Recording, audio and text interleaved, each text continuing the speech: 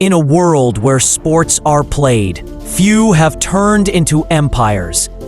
The NBA, once a struggling basketball league, is now a global billion-dollar machine. But how did it happen?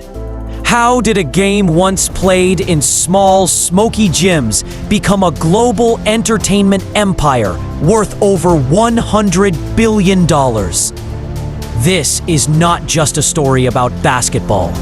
It's a story about business, vision, culture, and power.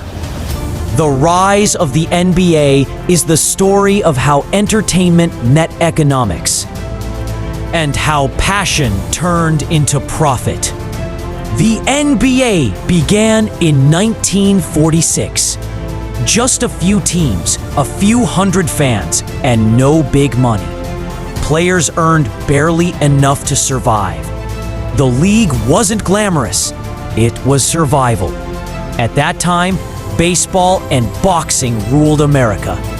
Basketball was the underdog, fast, chaotic, and largely ignored. Most arenas were half empty. Teams merged, folded, and struggled to stay alive. But something was brewing, a new kind of energy. A sport that could speak to America's youth. Basketball wasn't just a game. It was movement, rhythm, and expression. In the 1950s and 60s, the NBA faced chaos. The ABA, a rival league, stole players and fans. Television ignored them. Sponsors weren't interested. The league was losing money. But the NBA had something the ABA didn't: patience, structure, and a plan for the future. When the two leagues finally merged in 1976, the NBA gained not just new teams, but a new identity. Color, style, flash. The modern NBA was being born. The year is 1979. The league needed heroes, and it got two. Magic Johnson from Los Angeles, Larry Bird from Boston. Their rivalry reignited the NBA. For the first time, fans cared about storylines, not just scores. TV ratings skyrocketed. Sponsorships poured in. Basketball wasn't just a sport anymore. It was becoming primetime television. The NBA learned something crucial.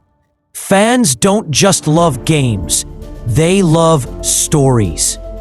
In the 1980s and 1990s, Jordan turned the NBA into a global brand. His partnership with Nike created the Air Jordan and a revolution in sports marketing. Jordan didn't just sell sneakers, he sold dreams. The NBA became cool, stylish, marketable. Merchandise exploded. Ticket sales boomed. The league entered a new era where players weren't just athletes, they were brands.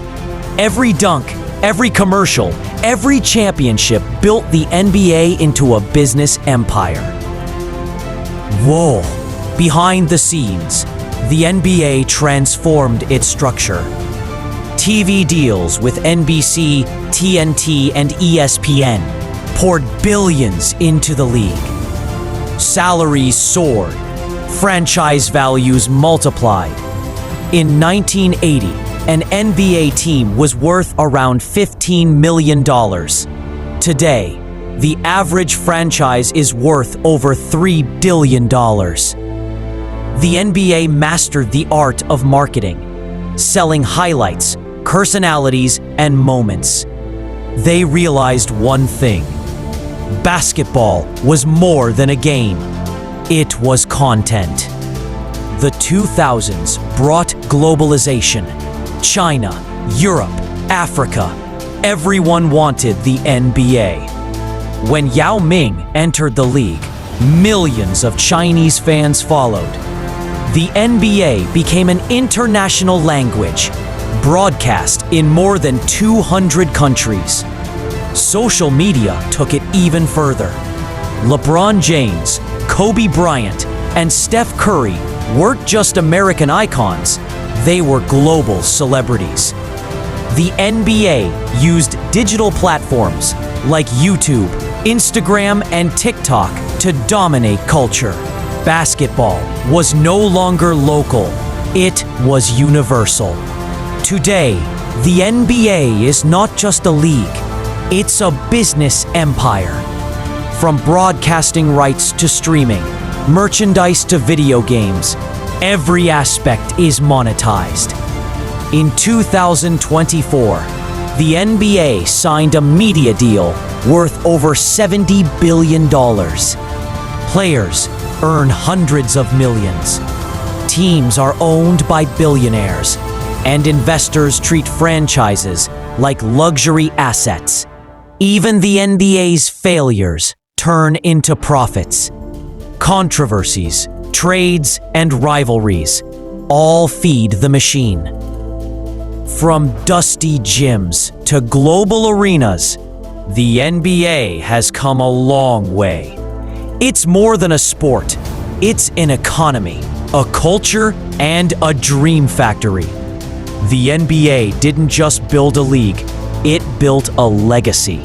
One dribble, one dunk, $1 at a time. And that is how the NBA became a billion-dollar machine.